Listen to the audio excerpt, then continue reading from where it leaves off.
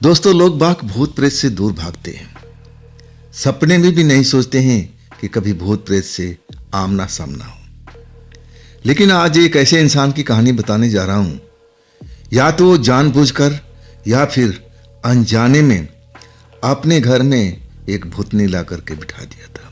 नमस्कार दोस्तों, मैं हूं राज और आप देख रहे हैं हाईवे 33।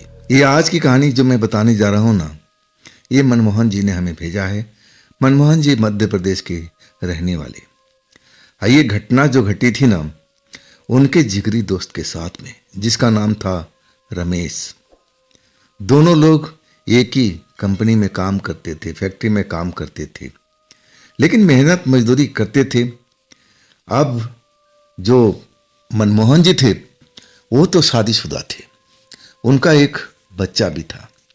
लेकिन रमेश अब उन्हीं का उम्र के थे, लेकिन अभी उनका शादी नहीं हुआ था और किराए के मकान में दोनों आसपास बगल में रहते थे। एक घटना जब घटी थी ना, वो साल था 2002 का। तो आइए विस्तार से जानने की कोशिश करते हैं कि आखिर ये सब कैसे हुआ था। कैसे रमेश अपने घर में एक भूतनी को ला दिए थे, कितनी सच्चाई थी उसकी बात में। अभी हम खोजबीन करने का काम करते हैं इस कहानी के अंदर जा करके। दोस्तों, ये कहानी तो आपको पता चली गया होगा कि मध्य प्रदेश की है। मनमोहन जी ने एक कहानी भेजी है। इस कहानी को भेजने के लिए मनमोहन जी आपका बहुत बहुत धन्यवाद। अब आगे की जो स्टोरी बनती है, मनमोहन जी बताते हैं कि मैं और रमेश हम अब अपने जो गांव था उसके आसपास के ही रहने वाले थे और दोनों एक ही फैक्ट्री में काम करते थे, मेहनत मजदूरी का, लेबरगिरी का। लेकिन इतना पैसा नहीं कमा सकते थे कि वो ठाट बाट से रहे। और उस पर मनमोहन जी थे ना, शादीशुदा थे और उनकी जिम्मेवारी कुछ ज़्यादा थी। बच्चा भी हो चुका था, खर्च कुछ ज़्यादा था। और वो जो फैक्ट्री का काम था उसमें अब एक तरह से इतनी बचत नहीं हो पाती थी कि अपने परिवार को अब सही ढंग से रख सके। जो भी अब मिलता था और उसी में अपने दिन को अब एक तरह से काटते रहते थे। लेकिन जब दोनों दोस्त अब आपस में बात करते थे ना, तो रमेश अब एक तरह से मनमोहन को बताता था कि बस कुछ दिन और, इसके बाद देखना मनमोहन, अब हम मेरे पास तो पैसे आ ही जाएंगे। लेकिन मनमोहन समझ नहीं पाते थे कि रमेश ये ऐसी ख्याली बात क्यों करता है। पूछते कि रमेश कैसे आ जाएगा पैसे तेरे पास में, क्या तेरी कोई लॉटरी लगने वाली है? हाँ, तभी रमेश मुस्कुरा के कहता, कुछ ऐसा ही समझ लो, बहुत नज़दीकी मामला है और कुछ ही दिन की बात है। अब खैर मनमोहन जी रमेश उसी फैक्ट्री में काम करते रहे। दोनों का बगल में घर था, किराएदार दोनों थे और एक दूसरे के अब साथ में रहते थे। कभी कभी रमेश खाना नहीं बनाते तो मनमोहन उनके लिए खाना अब अपनी पत्नी से बनवा कर दे जाते कि भूखे सोना ठीक नहीं है, कुछ खाना खा लो। अब एक तरह से दोस्ती बहुत मजबूत थी दोनों की। लेकिन जो रमेश थे ना, वो अपनी मन की बात पूरी तरह से मनमोहन को बताते नहीं थे। इसी बात से मनमोहन ज़्यादा चिढ़ते थे। कहते हैं कि रमेश तू उल्टी सीधी बात करता रहता है कि मेरे पास पैसा आ जाएगा, कब आएगा, कहाँ से आएगा, तू खोलकर क्यों नहीं बताता है? क्या कोई तेरे पास लॉटरी अब लगने वाली है? लेकिन रमेश हंस के कहते कि मैं क्या बताऊंगा, तू विश्वास नहीं करेगा। खैर छोड़ इन बातों को, दूसरे पॉइंट पर आप लेके चले जाते थे। खैर 3 महीने के बाद में अचानक जो रमेश थे ना, वो नौकरी छोड़ दिए। नौकरी छोड़ने के बाद अब वो अपना घर का जो ताला चाबी था, ताला बंद करके रमेश जो थे मनमोहन को चाबी दे दिए कि मनमोहन ये चाबी अपने पास रख, मैं अब जा रहा हूँ गांव कुछ दिनों के लिए। जब मैं लौटूंगा ना, तब हम सोचेंगे कि हमें क्या करना है। मनमोहन बहुत कुछ पूछना चाहते थे कि रमेश ये जो नौकरी है तू क्यों छोड़ दिया? अरे नौकरी रहते हुए तो अपने गांव जा सकता था, छुट्टी मिल सकती थी। लेकिन रमेश किसी बात का जवाब नहीं दे रहा था, जैसे वो बहुत जल्दी में है। खैर रमेश चला गया। मनमोहन जी अपना उसी फैक्ट्री में काम करते थे और इसके बाद इंतज़ार करते रहे कि रमेश कब आएगा। 2 दिन, 4 दिन, 5 दिन, लेकिन महीना दिन गुजर चुका था। रमेश का आता पता नहीं था।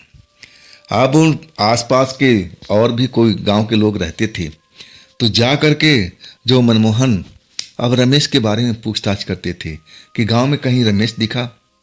तो जो लड़के गांव से आते थे वो बताते थे कि ना, रमेश तो गांव गया ही नहीं है। अगर वो गांव में होता तो हमें जरूर नजर आता।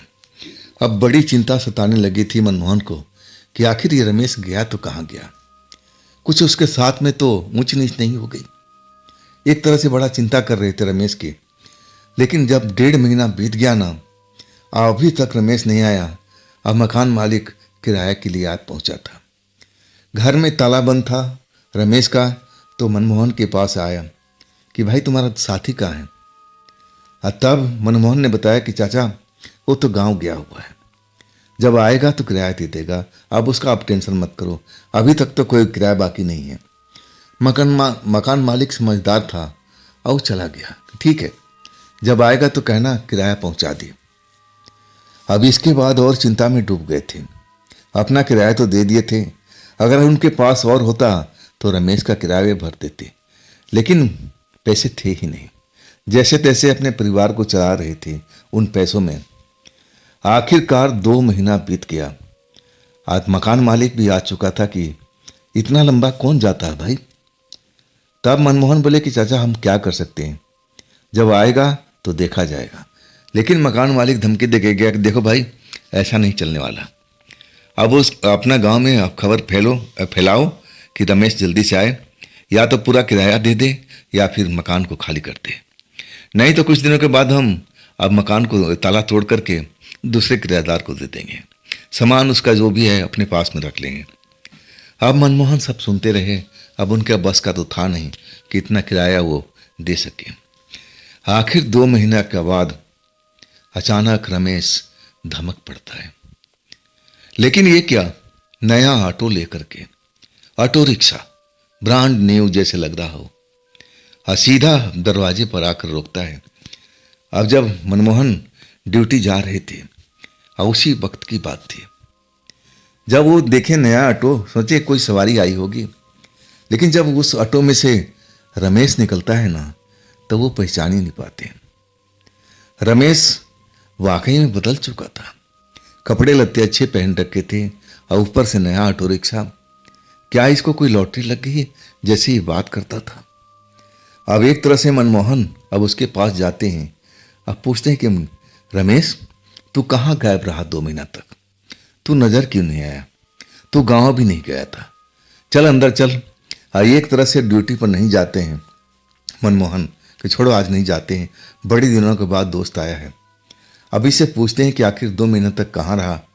और ये अभी बदलाव हो चुका है, नया ऑटो आ चुका है, कपड़े लत्ते अच्छे पहन रखा है, तो इसके बारे में पूछा जाए, खैर खरियात लिया जाए। अब यही सोच कर ड्यूटी ना जा कर के अब वो रमेश का ताला खोल दिए। देख भाई, मकान मालिक आया था, 2 महीने किराया चढ़ गया है। और तब रमेश कहने लगा कि चिंता मत करो, हम सब कुछ सही कर देंगे। और इसके बाद मनमोहन पूछने लगे कि आखिर भाई तू गया कहाँ था, 2 महीना तक कहाँ रहा, अगर तू गांव नहीं गया था तो फिर कहाँ था। लेकिन रमेश गोल बोल जवाब दे रहा था कि देखो मैं कहीं दूर गया था एक स्पेशल काम करने के लिए, और उस काम में मेरा मुनाफा अच्छा हो गया, तो आज मैं अब ऑटो भी खरीद लिया हूँ, नए कपड़े मेरे पास में हैं, पैसे की मेरे पास में कमी नहीं है, और मैं एक घर खरीदने जा रहा हूँ। तुम चलो मेरे साथ में, घर तो मैं देख लिया हूँ, बस तुम एक बार पसंद कर लो। वो 2 कमरों का घर है, आंगन भी है, छत बिल्कुल खाली पड़ा है, ऊपर कोई मकान नहीं है, और वो जगह भी मुझे अच्छी लगी है। तो तुम एक बार चल कर के हाँ कर दो ताकि हम उस घर को खरीद सकें। और इसके बाद तुम्हें भी इस घर में रखने की जरूरत नहीं है, हम साथ ही रहा करेंगे उसी घर में। अब एक तरह से मनमोहन चौंके थे। अब तो वो घर भी खरीद रहा है, इतना पैसा कहाँ से आ गया। क्या वाकई में इसके साथ कोई लॉटरी लगी थी, क्या कोई जादू हो गया है। लेकिन अब पूछते मनमोहन, लेकिन वो टाल जाता, गोल मोल जवाब देता कि रहने दो ना भैया, जब मैं बाद में बताऊंगा। एक तरह से सवाल को गोलमोल करता था, बताता ही नहीं था सही। आखिरकार मनमोहन पूछना ही छोड़ दिए कि छोड़ो भाई, अगर तुम नहीं बताते हो तो तुम्हारी मर्जी। अब इसके बाद मनमोहन को अपने ऑटो में बिठा करके अब दूसरी कॉलोनी में जाता है। वहाँ पर एक घर दिखाता है जो कॉलोनी से बिल्कुल बाहर में है।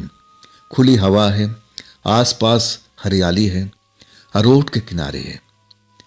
अब वो घर देख करके मनमोहन और खुश हो जाते हैं, चलो भाई घर तो बहुत बढ़िया है और हरा भरा क्षेत्र है, हर तरफ से शुद्ध हवा आ रही है और बिल्कुल रोड के किनारे है। तब रमेश बोला कि देखो बड़ा सा आंगन भी है और यहाँ पर मेरा ऑटो रिक्शा खड़ा भी हो जाएगा, बाहर रोड पर खड़ा नहीं होगा। तो अब क्या कहते हो, ये घर को मैं खरीदूं? मनमोहन कहते हैं कि देख भाई तेरे बजट में है तो खरीद लो। आखिरकार वो घर का सौदा हो जाता है।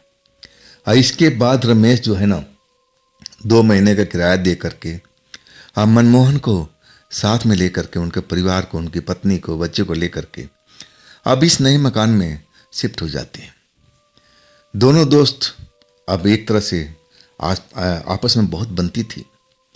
अब एक तरह से खाना पीना जो था मनमोहन की पत्नी ही रमेश के लिए बनाती थी, सुबह का भी शाम का भी। लेकिन अभी रमेश जो थे ना ऑटो रिक्शा लेकर के जाते नहीं थे, दिन रात घर पर रहते थे दरवाज़ा बंद करके।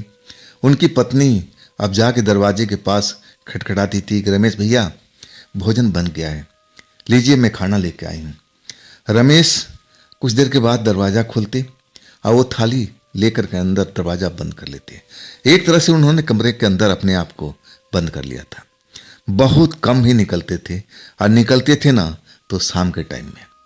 और जब वो लौट के आते ना तो उनके हाथ में थैला अब एक तरह से होता था और उस थैला में क्या होता था अब ये तो अब मनमोहन की पत्नी बता ही नहीं सकती थी। और मनमोहन तो काम पर रहते थे, जब आते थे 8 बजे 8:30 बजे के रात के आसपास में। और तब तक अब एक तरह से रमेश कमरे के अंदर बंद हो जाते थे। और फिर मनमोहन आते, पूछते पत्नी से कि खाना वाना दे दिया है। और तब उनकी पत्नी बताती थी कि हाँ भोजन दे दिया हूँ। लेकिन ये बिल्कुल बदल चुके हैं, दिन में बाहर तो निकलते नहीं हैं। मैं दरवाज़ा पीट करके खाना अब उनको देती हूँ और रात के टाइम भी खाना देती हूँ। इनको क्या हो गया है, जब से इनके पास पैसा आया है ये तो बिल्कुल बदल गए हैं, बिल्कुल घर से बाहर निकलते नहीं हैं। तो ये ऑटो रिक्शा किस लिए लिए है? अगर ये चलाना नहीं चाहते तो आखिरकार पैसा क्यों बर्बाद किए हैं? अब मनमोहन के मन में भी बहुत सवाल था, लेकिन किसी सवाल का जवाब रमेश सही ढंग से देते नहीं थे। आखिरकार वो दरवाजे पर गए और दरवाज़ा पीटने लगे। कुछ देर के बाद रमेश अब दरवाज़ा खोल के बाहर निकले, आंखें मलते हुए जैसे नींद में हो। बदबू भी आ रही थी उनके मुंह से जैसे दारू पी रखा हो। अब वो दारू जरूर पी रखे थे, तभी तो मनमोहन को ये सब बदबू आई थी। पूछ बैठे कि रमेश आजकल तू दारू पीने लगा है क्या? रमेश हंस करके जवाब देते हैं कि अरे थकान होती है ना तो थोड़ा बहुत ले लेता हूँ, बताओ क्या काम है? तब रमेश से पूछने लगे मनमोहन कि मेरी पत्नी बता रही थी कि तू दिन भर कमरे के अंदर में बंद रहता है, नहीं कहीं बाहर निकलता है और बड़ी मुश्किल से तू खाना भी ले पाता है, और तू करता क्या है रात दिन अपने कमरे में बंद होकर के? अब रमेश सवाल का जवाब नहीं दे रहे थे, बात को बदलने लगे कि छोड़ो ना मनमोहन भैया, छोड़ो, इस बात को हम कभी बाद में फुर्सत में बात करेंगे। अब जाओ तुम भी अपना नाश्ता पानी करो, खाना पीना करो। मनमोहन उसको लेकर चिंतित थे और कहने लगे रमेश ये दारू ठीक नहीं है, तो इसको मत पिया कर, ये अच्छे अच्छों की ज़िंदगी बर्बाद कर दिया है। तो मेरे दोस्त दारू तो कभी हाथ मत लगाना। रमेश कहने लगे ठीक है मैं नहीं हाथ लगाऊंगा। इसके बाद मनमोहन अपना कमरे में लौट आए थे। चिंतित जरूर थे, पत्नी को बताए कि तुम ठीक कहती हो, रमेश बिल्कुल बदल गया है, पहले वाला रमेश नहीं रहा जैसा मेरा दोस्त था, मेरे साथ में काम करता था। जब से वो इसके पास पैसा आया है ना तब से इसका रवैया बदल चुका है। देखो आज ना मैं देखा हूँ वो दारू पिए हुए है, फूल नशे में लग रहा था, मुंह से उसकी बदबू आ रही थी। ये तो ठीक नहीं है ना, इसके माँ बाप को खबर करना चाहिए। अब देखो इसका उम्र भी निकलती जा रही है, और इसके लिए कोई लड़की देखे। अब तो इसके पास पैसा भी आ गया है, अब तो ये कोई बहाना भी नहीं कर पाएगा। पत्नी भी कहती है कि हाँ, आप बिल्कुल सही कह रहे हैं। अब उनको रिश्तेदारों को बताना चाहिए कि आप रमेश के लिए कोई लड़की तलाशें। खैर, दोनों पत्नी पत्नी आपस में बात करते हुए और अपना सो गए। रात हुई करीब 2 बजे। अब मनमोहन का नींद खुलता है तो जैसे रमेश के कमरे में अब कुछ शोर हो रही हो, कोई चीख रहा, चिल्ला रहा। और चीखने की आवाज जो थी ना, किसी लेडीज की लग रही थी। अब नींद से जाग चुके थे पति पत्नी। अब दोनों आपस में बात कर रहे थे कि अरे, आवाज को रमेश के कमरे से आ रही है, लेकिन ये रमेश के साथ में झगड़ कौन रहा है? ये तो कोई औरत की आवाज है। तो रमेश तो अभी शादी किया नहीं, तो क्या मामला है भाई? अब एक तरह से मनमोहन अब जाने लगते हैं, लेकिन उनकी पत्नी रोकती है कि ना जी, मत जाओ, रात का मामला है। हाँ देखो, आधी रात से ऊपर का टाइम बीत चुका है, छोड़ दो, हम सुबह हम पूछेंगे, अब रहने दो। लेकिन मनमोहन रोकते नहीं हैं। अब वो एक तरह से अपने दोस्त का हालचाल लेना चाहते हैं कि आखिर वो कमरे में शोर कौन कर रहा है, वो औरत की जो आवाज़ आ रही है, जो रमेश से झगड़ रही है, वो है कौन? चुपचाप अपने कमरे से निकल जाते हैं। पत्नी रोकती रह जाती है, लेकिन वो रुकते नहीं हैं। और वो चले जाते हैं खिड़की पर, रमेश के घर की खिड़की पर। अंदर रोशनी हुआ पड़ा है। और इसके बाद अब देखने लगते हैं कहाँ से कोई सुराख हो, ताकि अंदर देख पाएं कि आखिर ये औरत कौन है, आधी रात को रमेश के कमरे में क्यों आई है, ऐसे क्यों झगड़ रही है। आखिरकार एक छोटा सा अब सुराख नजर आ जाता है। सुराख में अपनी आंखें डाल करके देखते हैं तो अंदर रमेश जो है अपनी चारपाई पर बैठा हुआ है और उसके सामने एक औरत है। पीठ दिखाई पड़ती है मनमोहन को, चेहरा देख नहीं पाते हैं। और वो सफेद कपड़ा पहन रखी है। अब एक तरह से वो रमेश से झगड़ रही है, बड़ा गुस्सा हो रही है। कभी कभी तो रमेश के पास बिल्कुल सट जाती, जैसे रमेश को मारने जा रही हो। अब बहुत बुरी तरह से अब झगड़ा कर रही थी रमेश को, लेकिन रमेश सब कुछ सुन रहे हैं और किसी बात का जवाब नहीं दे रहे थे। अब एक तरह से मनमोहन चौंक गए कि कौन सी औरत हो सकती है भाई, जो इस वक्त रात के टाइम रमेश के कमरे में आ चुकी है और रमेश से इतना क्लोज है, इतना झगड़ा कर रही है। और रमेश को लगता है कि वो मार देगी, कई बार तो इतना शरीर के पास चली गई है। ये मामला क्या है? आप देखने की कोशिश करते हैं उसका चेहरा, लेकिन उसका पीठ ही दिखाई पड़ता है, बैक साइड, फ्रंट देख नहीं पाते हैं। दूसरी खिड़की पर जाते हैं, लेकिन वहां कोई ऐसा सुराख मिलता नहीं है। आखिरकार वो लौट के आते हैं और जैसे ही खिड़की पर आंखें गड़ाते हैं, तभी कमरे की लाइट बंद हो जाती है, पूरा अंधेरा हो जाता है। अब इसके बाद जो शोर हो रहा था, औरत गुस्सा हो रही थी, वो सब कुछ बंद हो चुका था। एकदम शांति छा गई थी। ये मामला बिल्कुल समझ में नहीं आया था। कुछ देर तक मनमोहन खड़े रहे और इसके बाद अब निराश होकर के अपने कमरे में आ गए। पत्नी अभी तक जाग रही थी, पूछ रही थी, क्या हुआ जी, क्या दिख गया है? सब कुछ बात को बताते हैं कि रमेश के कमरे में मैंने एक औरत को देखा, सफेद कपड़ा पहने हुए, लेकिन चेहरा नहीं देख पाया। वो रमेश से झगड़ रही थी, बुरी तरह से गाली गलौज कर रही थी और इतना नजदीक चली गई जैसे रमेश को मार ही देगी। लेकिन रमेश एक लफ्ज भी नहीं बोल रहा था। इसके बाद पूरी बात बता करके दोनों लोग चिंता करने लगे कि कौन हो सकती है, जरूर कोई जान पहचान वाली होगी। और तब मनमोहन कहने लगे, अरे मैं उसको रिश्तेदार को जानता हूं, अब बताओ कोई रिश्तेदार की औरत इतनी क्लोज रमेश को कैसे हो सकती है, और वो भी आधी रात के वक्त में अकेले उसके घर में क्या करने आएंगी? नहीं, उसका कोई रिश्तेदार नहीं है, जो भी रिश्तेदार है मैं उसका जानता हूं, ऐसा कोई रिश्तेदार इसका है नहीं।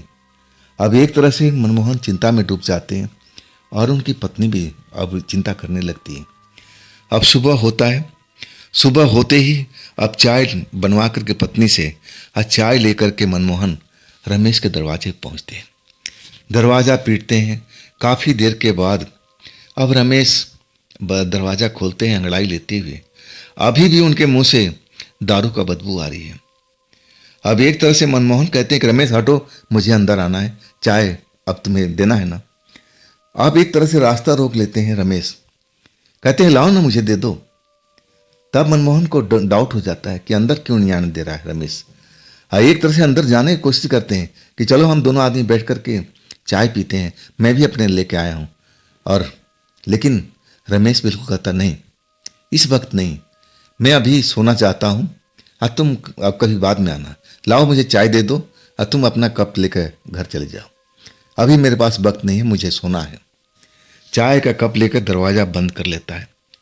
अब एक तरह से उनका जो शक था ना और बढ़ गया। वो बहुत कुछ पूछना चाहते थे रात के बारे में कि औरत कौन है, लेकिन इतना रमेश उनको मौका ही नहीं दिया। आखिरकार अपने पत्नी के पास आ गए। ड्यूटी का टाइम भी हो रहा था और वो नाश्ता पानी करके खाना वाना लेकर के अपना ड्यूटी निकल गए। लेकिन सारा दिन काम में मन नहीं लग रहा था। अब रमेश की चिंता से घुले जा रहे थे, आखिर ये रात में कौन थी और रमेश इतना बदल कैसे गया है। अब हमें कोई बात खोल के बताता भी नहीं। आप एक तरह से चिंता में परेशानी में पड़े हुए थे। शाम को जो अपने घर लौटे ना, तो पत्नी उनकी दरवाजे पर ही अपना बच्चा लेकर के टहल रही थी, जैसे मनमोहन का इंतजार कर रही हो। जब मनमोहन आ गए, आप एक तरह से दौड़ करके आओ मनमोहन के पास पहुंच गई। कुछ भयभीत दिखाई दे रही थी, कुछ बताना चाहती थी। मनमोहन समझ गए थे, कहने लगे चलो घर के अंदर चलते हैं, जो भी बात करना है घर के अंदर ही करते हैं। आप समझ गए कि कुछ बताना चाहती है रमेश के बारे में, जरूर उस घर में कुछ नया कुछ काम हुआ होगा, और तभी जो पत्नी उनकी है चिंता कर रही है। आखिरकार पति पत्नी बच्चा घर के अंदर आते हैं और दरवाजा उनकी पत्नी बंद कर लेती है। एक तरह से डरी हुई दिखाई देती है। अब मनमोहन से रहा नहीं गया, पूछने लगी अब तो बताओ हुआ क्या है, इतना तुम डरी हुई क्यों लग रही हो। और तब पत्नी कहती मैं डरी नहीं हूं, मैं बहुत ज्यादा आश्चर्य में हूं। अब मनमोहन पूछने लगी किस बात का आश्चर्य, बात क्या है, तुम भी खुल के बताओ ना। और तब उनकी पत्नी बताने लगी, देखिए आपके जाने के बाद एक आध घंटे के बाद रमेश बन ठन कर निकले थे, अपना ऑटो रिक्शा लेकर के और वो चले गए। मैं तो बहुत खुश थी कि चलो अब सुधर गए हैं, शायद अब ऑटो रिक्शा लेके जा रहे हैं कमाई करने के लिए, मैं तो यही समझ गई थी। लेकिन जब शाम ढलने लगा ना, तब वो ऑटो रिक्शा लेके आए। ऑटो रिक्शा में एक सवारी बैठी हुई थी और एक औरत थी वो।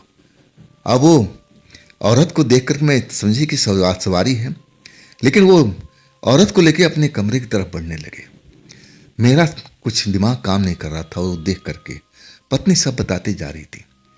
मनमोहन बड़ी बड़ी आंखें करके पत्नी की तरफ देखते हुए बिल्कुल आश्चर्य में डूबे थे, कौन थी वो औरत।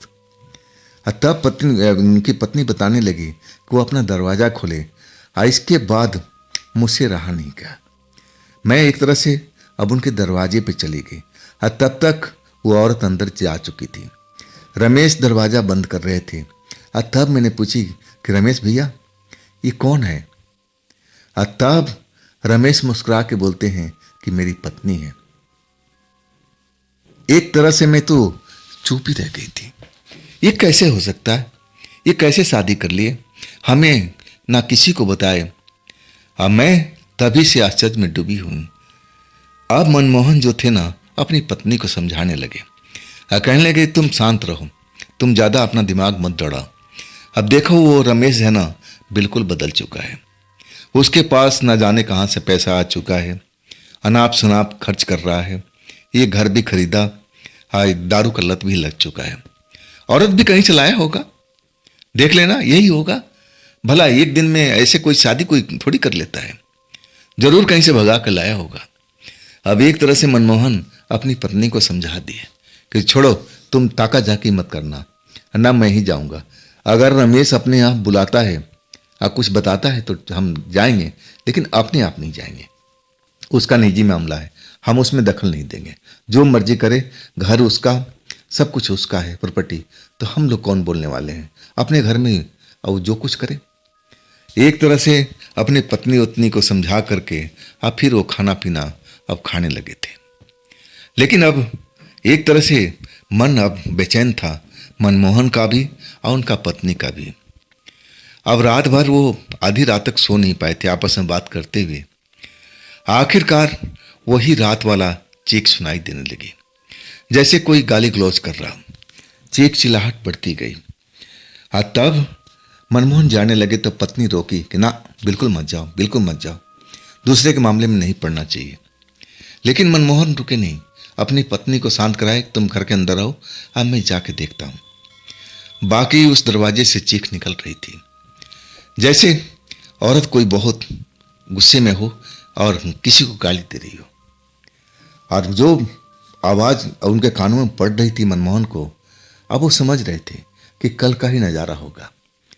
लेकिन अब पत्नी बताई थी कि शादी करके लाए हैं तो कोई दुल्हन अब पहली रात को अपने पति के साथ में ऐसा व्यवहार थोड़ी करेगी।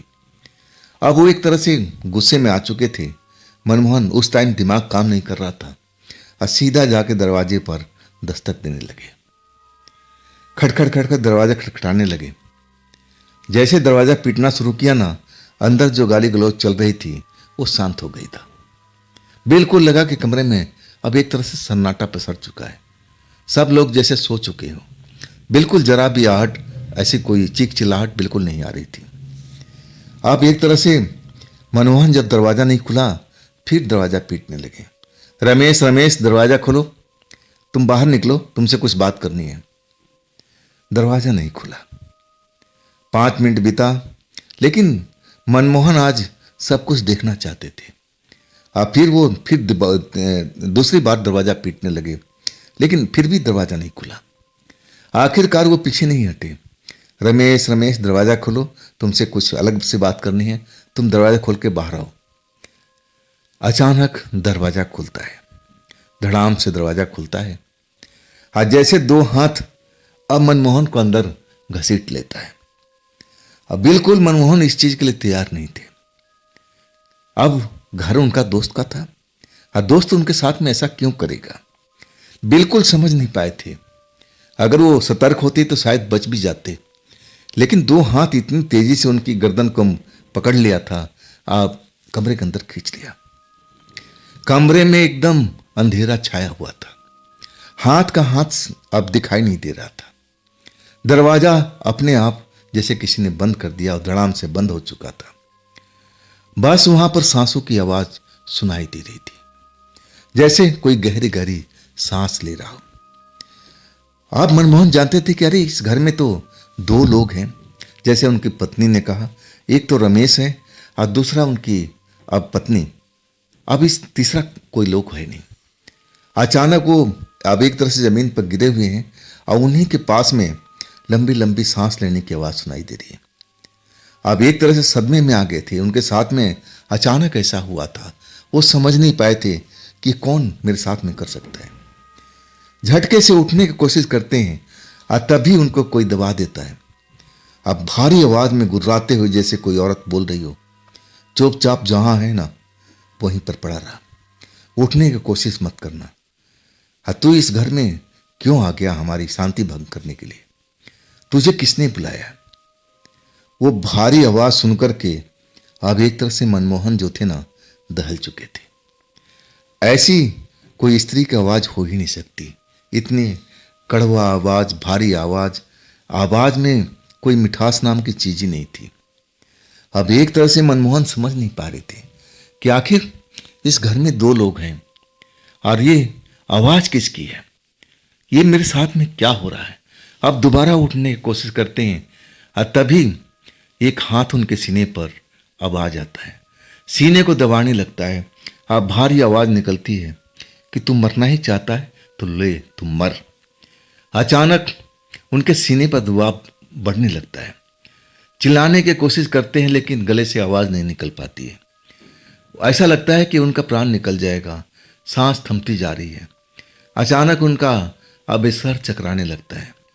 अब कुछ ही देर में वो बेहोश हो जाते हैं। बिल्कुल कुछ समझ नहीं पाते कि अचानक ये सब कौन कर रहा है। बेहोशी की दुनिया में चले गए हैं। तब अब उनको कुछ पता नहीं है कि किस जगह पर हम आ गए हैं।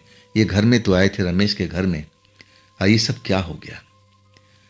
अब जब उनकी बेहोशी टूटती है ना, तो दरवाजे पर कोई दस्तक दे रहा है। अब मनमोहन का पत्नी की आवाज सुनाई पड़ता है, आप घर में हो जी? आप बोलते क्यों नहीं हो? रमेश भाई क्यों नहीं आवाज दे रहे हैं? अब एक तरह से अब मनमोहन की पत्नी जोर जोर से रोती हुई दरवाजे को पीटती है कि दरवाजा खोलिए, मुझे अंदर आना है, देखना है वहां पर क्या हुआ है, आप बोल क्यों नहीं रहे हो? अब एक तरह से मनमोहन को नाम लेकर के पुकारती है, रोती रहती है। और उसी वक्त अब एक तरह से मनमोहन को होश आता है। जब होश आता है ना, तो कमरे की अब लाइट भी जली हुई है। अपने आप को देखते हैं तो वो फर्श पर पड़े हुए हैं, और जब चारपाई की तरफ देखते हैं जिधर रमेश की चारपाई है, तो रमेश भी बेहोशी की हालत में पड़े हुए हैं। उस कमरे के अंदर में कोई औरत नाम का चीज ही नहीं है। हर तरफ देखते हैं कि वो भारी भरकम आवाज जिसने मुझे घसीट लिया था, वो औरत है कहाँ? वो तो रमेश को दुल्हन होना चाहिए। अब एक तरह से सरसरी निगाह हर तरफ देखते हैं, आप फिर उठ के बैठ जाते हैं। रमेश को झकझोरते हैं, वो रमेश बेहोशी में पड़ा हुआ है। अब एक तरह से कुछ समझ में नहीं आता कि आखिर रमेश के साथ में क्या हुआ, अब मेरे साथ में ये कौन कर रहा था? रमेश की पत्नी कहाँ गई? आज ही तो रमेश लेके आए थे ऑटो में बिठा करके। पत्नी आवाज दे रही दरवाजे पर, दरवाजा खोलो मनमोहन, दरवाजा खोलो, रमेश भैया दरवाजा खोलो। रोती बिलखती रही, और तब वो दरवाजे पर जाते हैं, दरवाजा खोलते हैं। पत्नी धड़ाम से अंदर दरवाजा के अंदर आ जाती है, मनमोहन को देखती है, मनमोहन ठीक है, और फिर एक लंबी सांस लेती है, रोने लगती है। आप जब से गए और मैं तो बड़ा परेशान हो गई थी। यहाँ इस घर में बड़ा अजीब अजीब आवाज़ सुनाई दे रहा था, मेरे तो होश उड़े हुए थे। जब 5-10 मिनट बीत गया, जब नहीं आए ना, तब मैं इस घर पर आई, देखा कि दरवाज़ा तो बंद है। मैं कितनी बार दरवाज़ा पीट चुकी थी, लेकिन जैसे लग रहा था कि इस कमरे में कोई अंदर है ही नहीं। सब कुछ शांत पड़ा था। मुझे बड़ा डर लग रहा था कि आप कहाँ गए। आप तो मनमोहन के, अब ये रमेश के घर में आए थे देखने के लिए कि कौन ये झगड़ा कर रहा था, तो आप कहाँ गए? मैं आपको बाहर देखने लगी, इधर उधर मैं रोड साइड पर निकल गई कि कहीं आप गुस्से में इधर उधर घूम तो नहीं रहे। लेकिन जब आप नहीं मिले ना, फिर मैं घर में गई, कहीं आप गलती से घर में तो नहीं आ गए। लेकिन घर में बच्चा सो रहा था और आप अभी तक नहीं थे। इसके बाद मुझसे रहा नहीं गया, और तब मैं रोते हुए दरवाजे पर गई। मनमोहन सब समझ चुके थे। आप पत्नी को एक तरह से धीरज देने लगे कि तुम शांत हो जाओ, रमेश बेहोशी की हालत में है, पहले हमें इसको होश में लाना पड़ेगा, और तब हम लोग जान पाएंगे कि आखिर इस घर में चल क्या रहा था। अब एक तरह से बाल्टी का पानी लेकर के अब उसके चेहरे पर पानी डालने लगे। कुछ देर के बाद में रमेश थोड़ा सा आंखें फड़फड़ाने लगा, और तब बहुत सुकून मिला था मनमोहन को। आखिरकार घंटा भर इंतजार करना पड़ा, पानी के छींटा डालते रहे, और तब जाकर के रमेश ने आंखें खोल दिया था। आंखें खोल करके इधर उधर देखने लगा, जैसे बड़ा हैरान हो इस घर में देख करके। अचानक मनमोहन को कहता है कि अरे मेरी पत्नी कहाँ है, मेरी पत्नी कहाँ गई? मनमोहन चौंक जाते हैं कि भाई तूने कब शादी किया था? अब एक तरह से सवाल पर रमेश एकदम चुप हो जाते हैं, और फिर इधर उधर भागने लगते हैं कमरे के अंदर में। अब ढूंढने की अपने पत्नी की कोशिश करते हैं, लेकिन मनमोहन शांत कराते हैं कि देखो इस घर में कोई नहीं है, जैसे तुम बता रहे हो ना, अब इस घर में कोई औरत नहीं है। लेकिन अपनी साथ हुई घटना को नहीं बताते हैं कि रमेश अभी बेहोशी से उठा है, फिर कहीं उसको सदमा न लग जाए। आखिरकार पूरा तरह से कमरे से बाहर रमेश आता है, बाथरूम वगैरह एक तरह से मनमोहन के घर के अंदर तक घूम आता है। मेरी पत्नी कहाँ है, मेरी पत्नी कहाँ गई? तुम लोग जरूर जानते होगे, तुमको पता होगा मेरी पत्नी कहाँ गई। और आखिरकार अपने कमरे में आता है, अब फिर एक तरह से मूर्छित हो जाता है, बेहोश हो जाता है। अब सारी रात मनमोहन उनकी पत्नी, अब वो रमेश को सेवा पानी करते हैं, होश में लाने की कोशिश करते हैं। आंखें खोलता है और कुछ देर के बाद फिर बेहोश हो जाता है। ऐसा सिलसिला सुबह तक चला। बीच बीच में अब मनमोहन की पत्नी अपने बच्चे को देखभाल, अब सोता हुआ बच्चा कमरे में छोड़ के आई थी, जाना भी पड़ रहा था। सुबह हो गई, लेकिन अभी तक पूरी तरह से जो रमेश था ना, होश में नहीं आया था। अब एक तरह से दोनों लोग चिंता करने लगे कि हमें रमेश को डॉक्टर के पास लेना चाहिए। मनमोहन पूछ रहे थे कि तुमने साफ देखा था उस औरत को अंदर कमरे में जाते हुए? तब उनकी पत्नी बोली, हाँ मैं देखी थी। देखने में 25-30 साल की वो औरत लग रही थी, देखने में सुंदर थी, बड़े बड़े काले बाल थे उसके, सफेद कपड़ा पहन रखा था, खूबसूरत थी, पहली बार मैं देखी थी। अब एक तरह से मनमोहन बड़ा चिंता में थे कि रमेश के घर में, रमेश के साथ में क्या हो रहा है। अब दोनों लोग चिंता करने लगे कि डॉक्टर के पास ले जाना चाहिए। और तब आखिरी कोशिश करते हैं, रमेश होश में आ जाता है, उठ के बैठ जाता है। अब फिर वही अपनी पत्नी को तलाशता है कि मेरी पत्नी कहाँ है, पत्नी कहाँ है, लेकिन पत्नी थी नहीं। शांत कराते हैं मनमोहन, पत्नी को बोलते हैं चाय लेके आओ, आप अभी एक तरह से चाय पीने के बाद इसका दिमाग फ्रेश होगा। चाय पिलाते हैं जबरदस्ती, रमेश पीता नहीं है, अपना पत्नी का रट लगाए रहता है। बड़ी मुश्किल से चाय गले में उतारता है। हाँ, चाय पीने के बाद में थोड़ा रिलैक्स जरूर हो गया था। इसके बाद मनमोहन पूछते हैं कि भाई तो शुरू से बता, तेरे साथ क्या चल रहा है? इस घर में औरतों की चीखने की आवाज़, कल रात मेरी पत्नी बता रही थी कि तुम अब नई पत्नी लेकर आए थे बिना बताए हुए, में हमें तो जानकारी भी नहीं थी, तुमने कब शादी कर लिया था? अब रमेश जो थे ना, मनमोहन की तरफ देख रहे थे, कभी उनकी पत्नी की तरफ। अचानक उनकी आंखों से आंसू आने लगा, आंसू गिरने लगा। मनमोहन अब रमेश को संभालने लगे कि मेरे दोस्त तू शांत हो जा, तेरे साथ मैं हूं हमेशा खड़ा, तेरे को छोड़ के जाऊंगा नहीं। तेरे दिल में जो चल रहा है ना, तू बिल्कुल बता, बिना कुछ छिपाए हुए, और तब हम तुम्हारी मदद कर पाएंगे, तुम्हारी पत्नी को खोजने का कोशिश करेंगे। अब जो रमेश कहानी बताते हैं ना, कि मैं जब तुम्हारे साथ काम करता था ना, तो जब हम दोनों घर में आ जाते थे, मैं बड़ा परेशान रहता था पैसे के लेकर के। मैं गरीबी में जीना नहीं चाहता था। मैं एक तांत्रिक से मिला था। तांत्रिक ने मुझे एक मंत्र दिया था कि देखो, इस मंत्र का तुम जाप कर लोगे 21 दिन, वो भी शमशान में जा कर के, तो वो मंत्र तुम्हारा सिद्धि हो जाएगा। और इसके बाद अब तुम्हारे पास में कोई शक्ति आ सकती है, चाहे वो पुरुष हो या स्त्री हो। अब एक तरह से तुम्हें संभालना तुम्हारा काम है, और तुम्हें उनका अब एक तरह से आदर सत्कार करना है। जो लोग वो लोग चाहे मांगे खाने पीने का, तुम्हें देना है। अब बदले में तुम्हारे लिए बहुत कुछ कर सकती हैं, लेकिन ताली दोनों हाथ से बजनी चाहिए। तुम चाहोगे कि खुद अपने लिए मांगे और उनके लिए कुछ ना दें, तो तुम्हारे ऊपर अब वो कुछ बुरा भी कर सकती है। मैं इसी काम में लगा हुआ था। मैं तुम लोग से छुप छुप करके शमशान में जाता था, साधना करता था। अब मुझे अच्छी तरह से पता था कि कुछ दिनों के बाद मेरे हाथ एक लॉटरी लगने वाली है। मैं किसी भूत प्रेत को काबू में कर लूंगा मंत्र के द्वारा, और उसे धन दौलत का डिमांड करूंगा। आज तुम पूछते थे ना, तो मैं वही बताता था कि हाँ, मुझे लॉटरी लगने वाली है।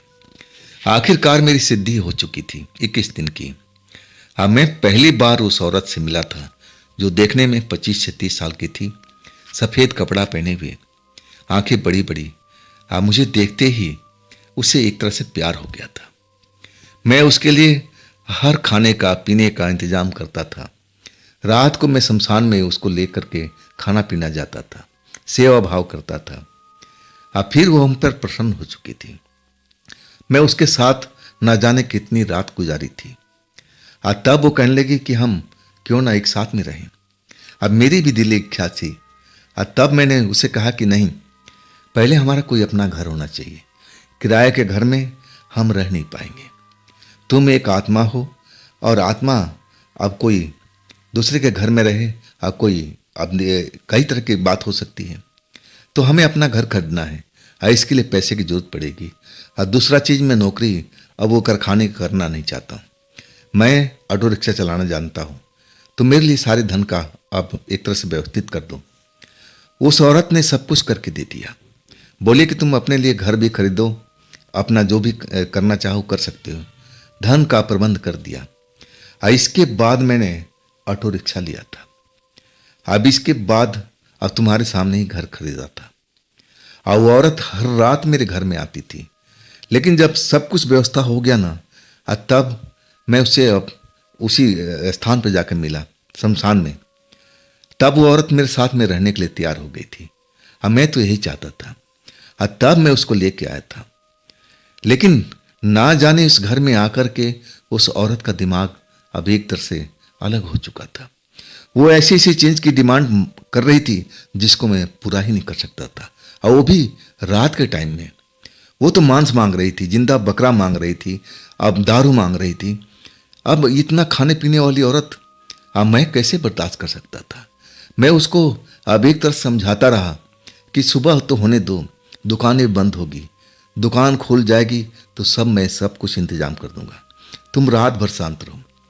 इसलिए हर रात मुझे परेशान करती थी। तो ये जो कहानी है आज से नहीं चल रही है, बहुत दिनों से। और मुझे पता नहीं है कि तुम मेरे दरवाजे पर आकर के सब कुछ सुन चुके हो। लेकिन आज मैं इस अपनी पत्नी को लेकर ही आया था, और आज रात को इसने ये सब कांड कर दिया। रात के टाइम में ऐसी ऐसी चीज का मांग करने लगी जिसको मैं पूरा ही नहीं कर सकता था। और वो कहती थी कि जब तक नहीं लाओगे मैं तुम्हारी विनाश कर दूंगी। मैंने तुम्हें धन दिया है और वो धन को मैं गायब भी कर सकती हूँ। मुझ पर हमला किया, अब एक तरह से उसी के हमले की वजह से मैं बेहोश हो गया था। जब मुझे होश आया तो तुम लोग मुझे होश में लाए थे। बड़ी ही विचित्र कहानी थी। जैसा मनमोहन जी बता रहे हैं कि मैं रमेश की बातों पर विश्वास ही नहीं कर पाया था। लेकिन वो मेरे साथ जो घटना घटी थी ना, जैसे ही दरवाजा खुला, दो हाथ मेरे गले पर अब एक तरह से आ चुके थे। मुझे घसीट के कमरे के अंदर में कर दिया था। अब मैं वो चीज भी देखा था जो खिड़की से मैं देखा था, जब औरत रमेश को अब एक तरह से सोए हुए थे और वो अलूल जलूल बके जा रही थी, गालियां दे रही थी, कुछ डिमांड कर रही थी। और तब मैं समझ नहीं पाया था कि घर में क्या चल रहा है। रमेश जो थे ना, अब एक मंत्र शक्ति द्वारा अब कोई चुड़ैल, कोई अन्य शक्ति को अब एक तरह से अपने घर पर ला दिए थे, और उसी के बदौलत सब कुछ उन्होंने हासिल कर दिया था। लेकिन अब से सब कुछ खेल मुझे समझ में आ गया था। अब मुझे अब रमेश को बचाना था उसकी कहर से। वो इतनी आसानी से रमेश को छोड़ने वाली नहीं थी। तब मैं और रमेश और मेरी पत्नी बच्चा लेकर के अब मैं एक जानने वाले के पास पहुंच गया था। वो जानने वाले जो थे ना, एक तांत्रिक को जानते थे। अब हम उन्हीं के घर पर ठहर करके सब कुछ बता दिया था कि रमेश के साथ में क्या चल रहा है। रमेश की जान खतरे में है, कभी भी उसके साथ कुछ भी हो सकता है। वो औरत अपना बदला लेकर रहेगी, अब इतना आसानी से रमेश को छोड़ेगी नहीं। लेकिन तांत्रिक जब वहां पर आए, सब कुछ उनको बताया गया, तब वो शांत कराने लगे और कहने लगे तुम लोग चिंता मत करो, अब ये जो गलती किया है मैं इसको सुधार जरूर करूंगा, लेकिन इसमें टाइम लगेगा। टाइम एक दिन भी लग सकता है और एक हफ्ता भी लग सकता है। इसके बाद जो जो सामान की जरूरत पड़ी थी, सारा सामान अब एक तरह से मैंने ला के दिया था। उनका पूजा अनुष्ठान शुरू हो चुका था। आखिरकार 3 दिन के बाद रोज आते थे, वो 2 घंटा पूजा करते थे। हाँ, पूजा करने के बाद रमेश के चेहरे पर सुकून जरूर आता था। 3 दिन के बाद आखिरकार उन्होंने बता दिया कि अब उस छाया से ये मुक्त हो चुके हैं। लेकिन मैं कहूँगा कि उस घर पर जाने की जरूरत नहीं है। तांत्रिक बाबा ने कहा था कि उस घर को आप लोग बेच दो, लेकिन उस घर में रमेश को लेके मत जाना। नहीं तो रमेश को लेके जाओगे ना तो चलो अभी तो नहीं आएगी, लेकिन हो सकता है कि बाद में वो पीछा नहीं छोड़ेगी रमेश की। वो घात लगा करके रमेश पर कभी भी हमला कर सकती है, रमेश के साथ कुछ भी कर सकती है। आखिरकार बात समझ में आ गई थी। अब इसके बाद हम वहीं के पड़ोस में अब कमरा ले चुके थे। हम लोग वहीं रहने लगे थे और रमेश को बता दिया था मैंने कि रमेश अब उस घर को तुम बेच ही दो, लेकिन वो जिम्मा मेरे ऊपर में दे दिए थे। आखिरकार मैंने ग्राहक ढूंढ करके और उस घर को थोड़ा कम दाम में बेच दिया था, और वो जो पैसा मिला था अब रमेश के लिए दूसरा घर हमने खरीद दिया था। और फिर हम नए नए घर में चले गए थे। हाँ, उस घटना के बाद रमेश जो थे ना 2 महीना तक बाहर निकलने में डरते थे। आखिरकार धीरे धीरे उनके अंदर हिम्मत आती गई। लेकिन उस तरफ जो उनका घर था जो नया खरीदे थे, उसी आगे में जाकर के शमशान था। उस रोड मत तो कभी भूल के भी नहीं जाते थे। तो दोस्तों, ये थी आज की कहानी मनमोहन जी की भेजी हुई। ये कहानी आपको कैसी लगी कमेंट में ज़रूर बताइएगा। और दोस्तों, ये भी चैनल आप ही का है, तो इसको भी अपना प्यार दीजिए, लाइक कीजिए, सब्सक्राइब कीजिए, शेयर कीजिए। और फिर हम मिलते हैं कल की रात एक ऐसी ही कहानी के साथ में। आप लोग अपना ख्याल रखिएगा। नमस्कार।